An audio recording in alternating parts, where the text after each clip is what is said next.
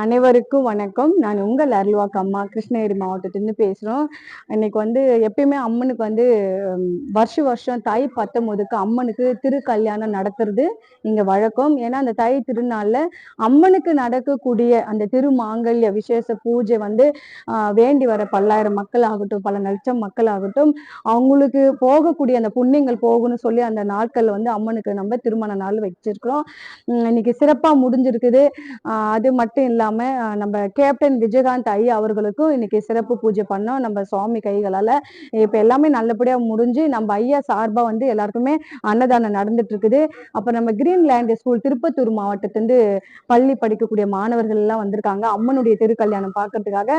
அந்த ஸ்கூல் வழி நடத்தக்கூடிய நிர்வாகி அவர் ஐயாவும் வந்திருக்காங்க. இது மட்டும் இல்லாம நம்மளுக்கு எப்பவுமே நம்ம மனசுலயும் சரி, அரசியலும் சரி, எல்லாத்திலயும் நம்ம நீங்காத இடம் பிடிச்ச நம்ம கேப்டன் ஐயா அவருடைய என்ன சொல்றது தீவிர ரசிகர்ன்றது எல்லாம் தாண்டி பக்தர் தான் சொல்ல முடியும்.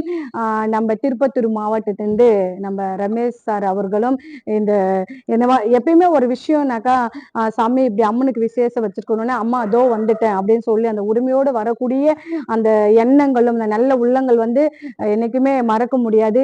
இன்னைக்கும் எவ்வளவு பல தடைகள் தாண்டி வந்தாலும் எனக்கு ஆதரவு தெரிவிச்சுட்டு இருக்கும் நம்ம கேப்டன் ஐயா சேனலுக்கும் நம்ம தவசி நியூஸ் சேனலுக்கும் நான் நன்றி கடன் பட்டிருக்கேன். என்னுடைய நன்றிகளும் மனமார்ந்த வணக்கத்தை நான் தெரிவிச்சுக்கிறேன்.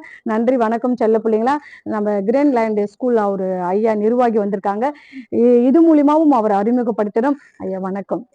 எங்களுக்கு என்ன ஒரு பார்த்தா ஒரு மகிழ்ச்சினாக்கா ஐயாவுடைய மனைவி எல்லாரும் வர சொல்லு. என்ன ஒரு இடத்துல ஒரு ஆலயம் எழும்புது அப்படின்னாக்கா அதை வெட்டி எறியறதுக்கும் அதுல பல அவதூறுகள் சூட்டுறதுக்காக இருக்கக்கூடிய அந்த கலி உலகத்துல ஆரம்ப காலகட்டங்கள் என் தாய் இப்படிப்பட்டவள் தான், யாரு என்ன சொன்னாலும் அம்பிகை இருக்கிறது உண்மை அந்த இடத்துல.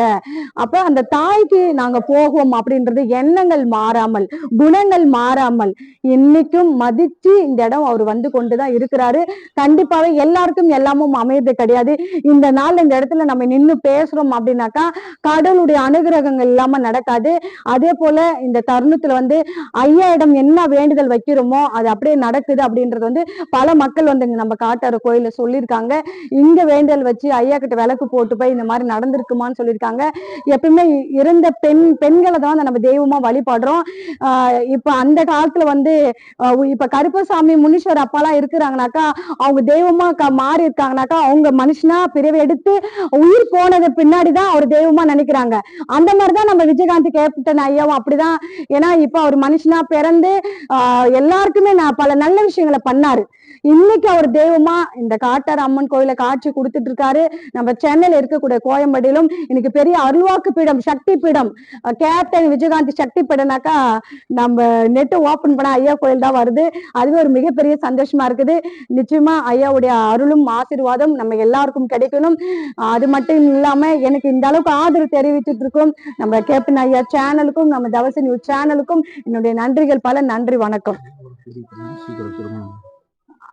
ஐயாவுடைய ஓகே செல்ல பிள்ளைங்களா. இந்த தருணத்துல நம்ம ஐயாவுடைய பெரிய மகன் விஜய பிரபாகரன் அவர்களுக்கு கூடிய விரைவில் திருமணம் நடக்க இந்த அம்மனுடைய அருளும் ஆசையும் அவருக்கு எப்பவுமே இருக்கணும்.